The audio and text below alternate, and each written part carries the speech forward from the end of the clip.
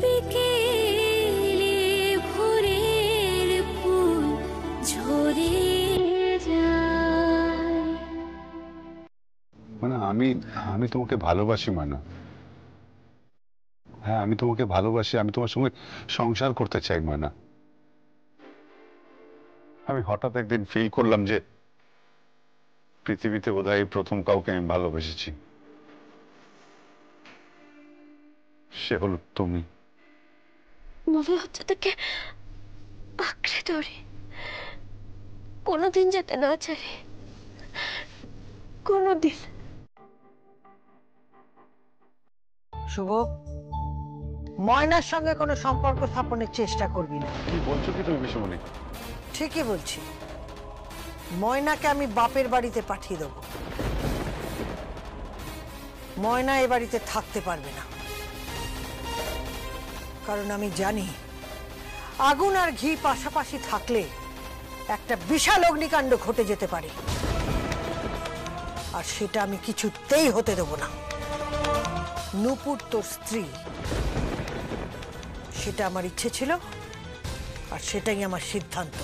আর এই সিদ্ধান্ত তোকে মানতেই হবে। আর স্বামী স্ত্রীর সম্পর্ক যদি স্থাপন করতেই হয়, তাহলে সেটা নূপুরের সঙ্গে করতে হবে। এটা তোর পিসির দিব্যি রইল।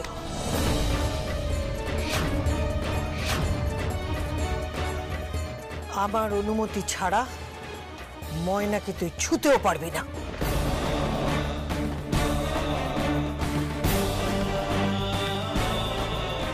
আমার মাথায় হাত দিয়ে দিব্যি কর, বল বল তুই।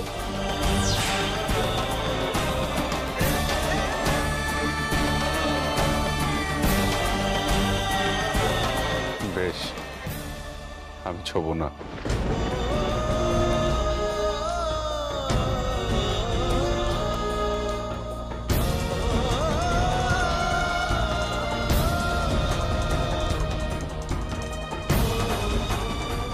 কথাটা মনে থাকে যেন।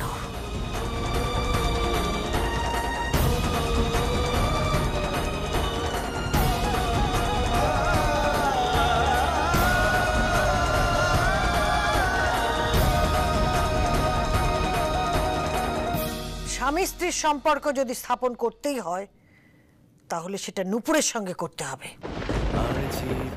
এটা তোর পিসির দিব্যি রইল।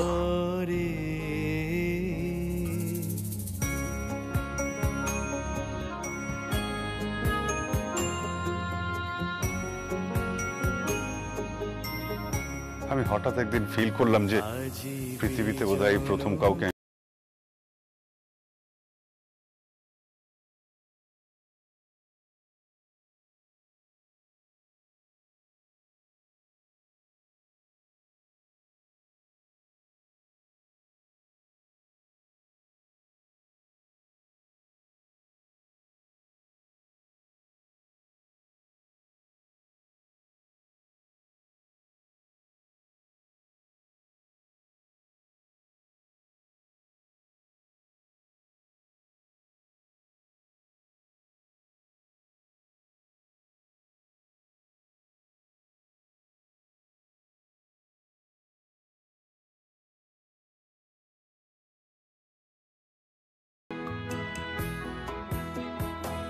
আমার অনুমতি ছাড়া ময়নাকে তুই ছুঁতেও পারবি না।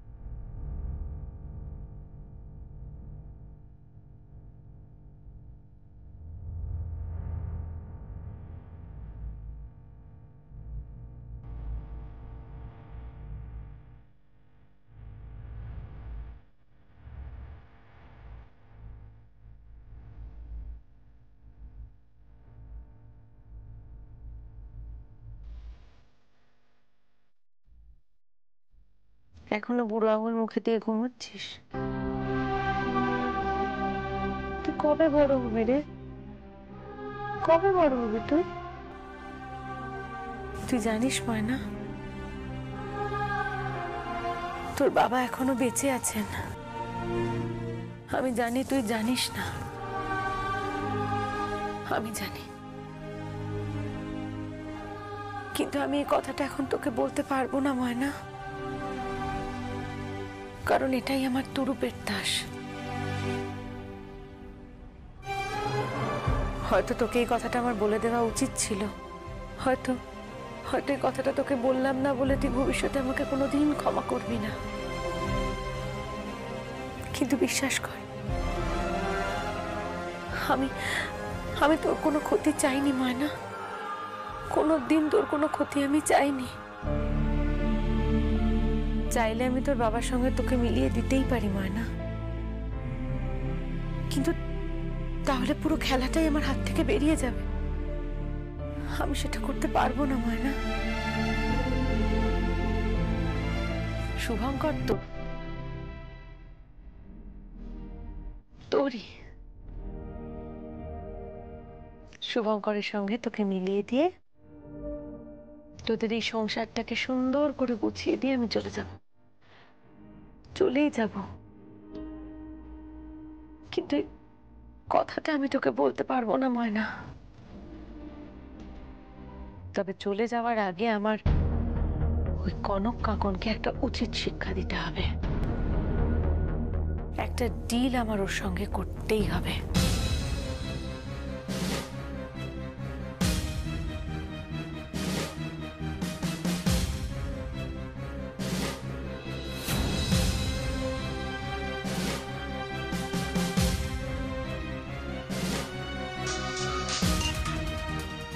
হ্যালো, হ্যালো, কে বলছেন? আমি নূপুর বলছি। শুনুন ম্যাডাম, আমি ভেবে দেখলাম এই নিজেদের মধ্যে ঝগড়াঝাটি করে খুব একটা লাভ নেই। কি চাও তুমি? আপনি আমাকে নার্সিং হোমটা ফিরিয়ে দিন, বদলে আমি আপনাকে কথা দিচ্ছি কেউ কোনো দিন জানতে পারবে না যে পলাশ পাত্র ময়নার বাবা। আমি নার্সিং হোম দেব না। ওকে ফাইন, নো প্রবলেম দেন। আমি এক্ষুনি এই মুহূর্তে ময়নাকে নিয়ে আসছি, আপনি অপেক্ষা করুন। আমি ময়নাকে পলাশবাবুর কাছে নিয়ে যাব এবং তারপরে পলাশবাবুকেও ওনার গ্রামের বাড়িতে আমি ফিরিয়ে দেবো। হ্যাঁ, খুন করে ফেলবো, খুন করে ফেলবো নূপুর তোমাকে আমি। চেষ্টা তো করেছিলেন ম্যাডাম, চেষ্টা তো আপনি করেছিলেন, কিন্তু আপনি পারেননি, আপনি ফেল করেছেন। একটা কথা কি জানেন ম্যাডাম, আমার কোনো পিছুটান নেই, শুধু আমার বাবা ছাড়া কোনো পিছুটান নেই। শুভঙ্করকে আমি ভালোবাসি, ভালোবাসতাম, কিন্তু আমি জানি শুভঙ্কর এ জন্মে আমার হওয়ার নয়, ও ময়নার। যদি পরজন্ম বলে কিছু থাকে তাহলে সেখানেই না হয় আমাদের মিল হবে। আমার যা কিছু আছে আমি সমস্ত কিছু ময়নাকে দিয়ে চলে যাব ম্যাডাম, ওদের দুজনের মিল করিয়ে দিয়ে ওদের সংসার গুছিয়ে দিয়ে আমি চলে যাব।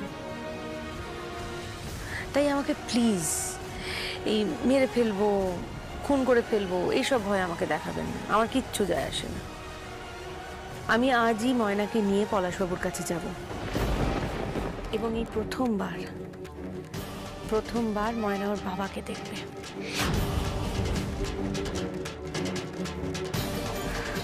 শোনো নূপুর, নূপুর আমার কথা শোনো, আমার কথাটা শোনো তুমি।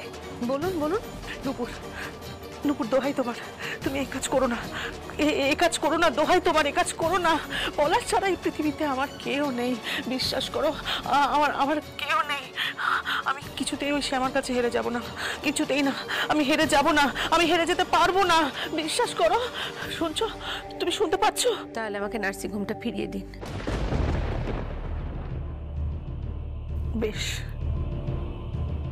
ফিরিয়ে দেব। তুমি কাগজপত্র বানাও, আমি সই করে দেব। ঠিক আছে, কিন্তু দীপঙ্কর সাইন করবে তো? করবে, সই করবে, দীপঙ্কর সই করবে।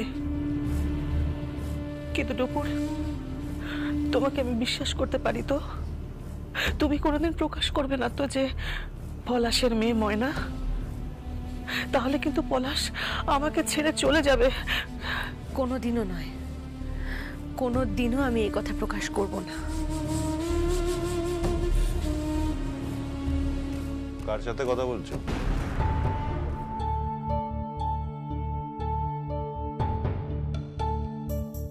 ও ও তুমি চিনবে না। ও, তা তুমি কখন এসছো? আমি এই এলাম, এক্ষুনি এলাম। আচ্ছা শুভ, আমাকে একটা কথা বলো তো, এটা কি? তুমি খাটে আলাদা শুয়ে রয়েছো, ময়না মাটিতে শুয়ে রয়েছে, কেন? পিসিমণি বলেছেন। মানে? কিছু না, আমি বেরোলাম। দাঁড়াও শুভঙ্কর, কিছু একটা হয়েছে শুভঙ্কর, যেটা তুমি আমার থেকে লুকাচ্ছ।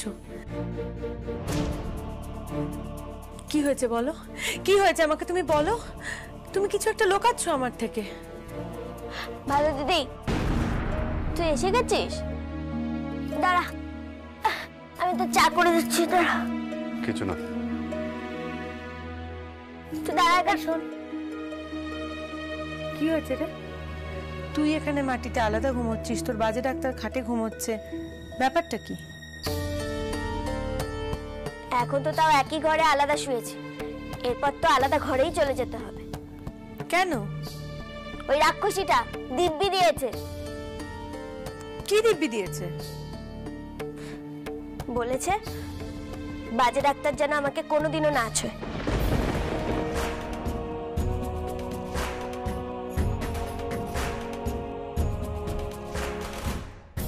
তুই কি বলছিস এগুলো? হ্যাঁ, ওই মোটে বেশি বলেছে বাজে ডাক্তার যেন আমাকে কোনোদিন না ছয়। আচ্ছা ভালো দিদি, ছুলে কি হবে রে? হ্যাঁ, এই তো আমি তোকে ছুলে বাজে ডাক্তারকে ছুঁয়েছি, তাহলে আমি যদি বাজে ডাক্তারকে না ছুঁই তাহলে আমি কি করে ওই বাজে ডাক্তারের পিঠের মধ্যে সাবান ঘষে দেবো বলতো? পিঠের মধ্যে তো একটা এত ময়লা। আমি ওটাকে ঘষে ঘষে ছোবড়া দিয়ে পরিষ্কার করে দিই, মাঝে মাঝে তেল মাখিয়ে দিই, শ্যাম্পু করিয়ে দিই, তারপরে পায়ের তলাটায় বুঝলি এত মোটা মোটা কড়া পড়ে গেছে, ওইগুলোকে আমি ঘষে ঘষে পরিষ্কার করে দিই। আচ্ছা তুই বলতে, এগুলো যদি আমি না করি, আমি না ছুঁই, তাহলে কি করে করব? আর ওই রবিবার ছুটির দিনটাতে বুঝলি তো বাজে ডাক্তারকে তেল মাখাই একেবারে দলাই মলাই করে পিঠের মধ্যে, আমি কি করে এগুলো করবো তাহলে তুই বল? ব্যাস এটুকুই তোর ছোঁয়া? হ্যাঁ, আবার কিভাবে ছোব? তুই জানিস না একজন পুরুষ একজন নারীকে ঠিক কিভাবে ছোঁয়? বুঝি না তো। কেন জানিস না? কেন বুঝতে পারছিস না তুই? আর কবে বুঝবি, আর কবে তুই জানবি বল? শালীনতার বাইরে গিয়ে তো তোকে আর আমি বোঝাতে পারবো না, অনেক বুঝিয়েছি, আর কত তোকে বোঝাতে হবে? তুই বোঝ ময়না যে তুই আর বাচ্চা মেয়েটি নেই, তুই আর কচি মেয়েটি নেই, তুই বড় হয়ে গেছিস, you are a grown up girl. তাকা আমার দিকে ময়না, তাকা। ময়না, একটা পুরুষ একটা নারীকে এমন ভাবে ছোঁয়ে যে কি জানি না, জানি না। আমি আর তোকে বোঝাতে পারবো না, আমার পক্ষে তোকে আর বোঝানো সম্ভব নয়। ময়না, শুভঙ্কর তোর মেন্টালি ফিজিক্যালি, শুভঙ্কর তোর। কি ডালি? হায় ঈশ্বর, উফ, ওকে তুমি সুবুদ্ধি দাও। মানে আমি আর সত্যি জানি না, আমি আর বুঝতেও পারছি না যে তোকে আমি কি করে বোঝাবো। শালীনতার বাইরে গিয়ে তো আর তোকে বোঝাতে পারছি না, এর থেকে খোলাখুলি ভাবে কখনো কাউকে কিছু বোঝানো যায় না ময়না, আমার পক্ষে সম্ভব নয়। এই ভালো দিদি, রাগ করছিস কেন আমার উপরে? এইভাবে, এইভাবেই শুভঙ্করকে তোর কাছে টানতে হবে ময়না। তারপরে কাছে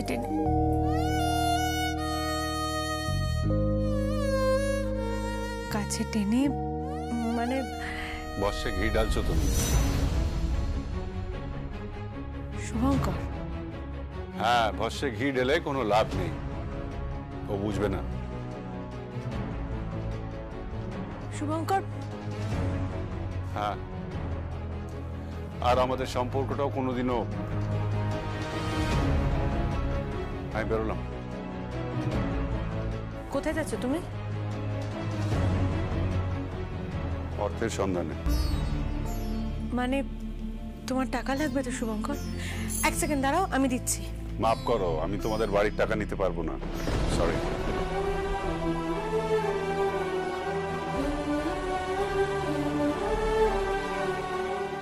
যদি নুন ভাত খাই তাহলে আমার উপার্জনের টাকাতেই সবাই খাবে।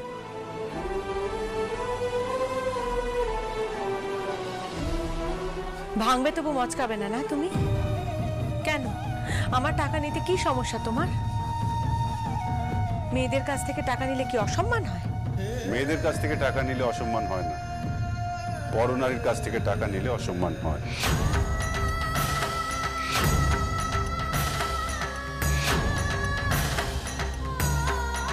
আমি টাকা নিতে পারবো না। Shubhankar, you are being so rude. But it is a fact. তুমি নিজেই বলেছো তুমি পরনারী। ও আমার সবকিছু।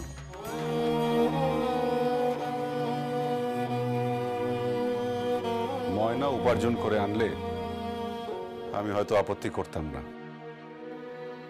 কিন্তু তোমার টাকা আমি নিতে পারবো না। I am sorry.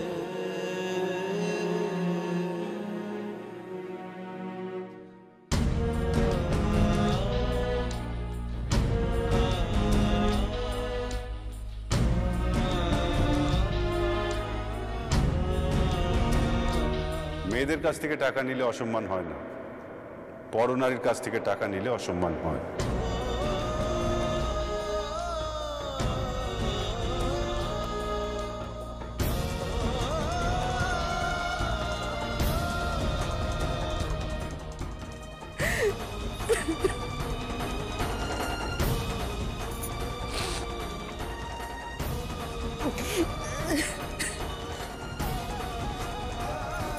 দেখলি ময়না, তুই দেখলি তোর বাজে ডাক্তার আমাকে কিভাবে কথাগুলো বলে গেল, কিভাবে হার্ট করলো কথাগুলো বলে, আমাকে আমাকে কত কষ্ট দিয়ে কথাগুলো বললো। ময়না, তোর বাজে ডাক্তার খুব বাজে। ময়না, তোর বাজে ডাক্তার খুব বাজে।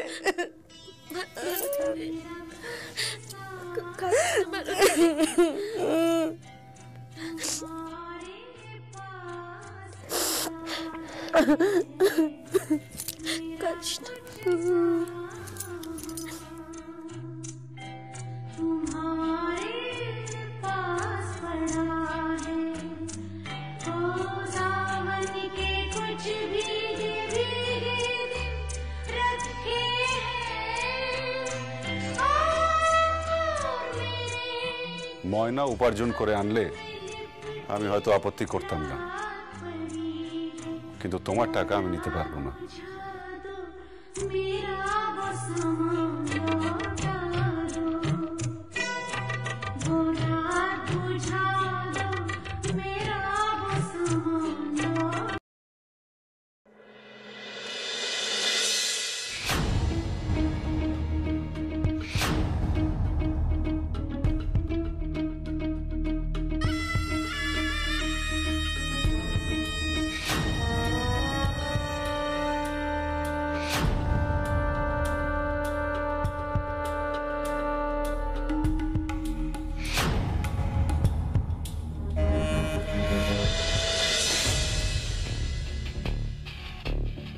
নূপুর,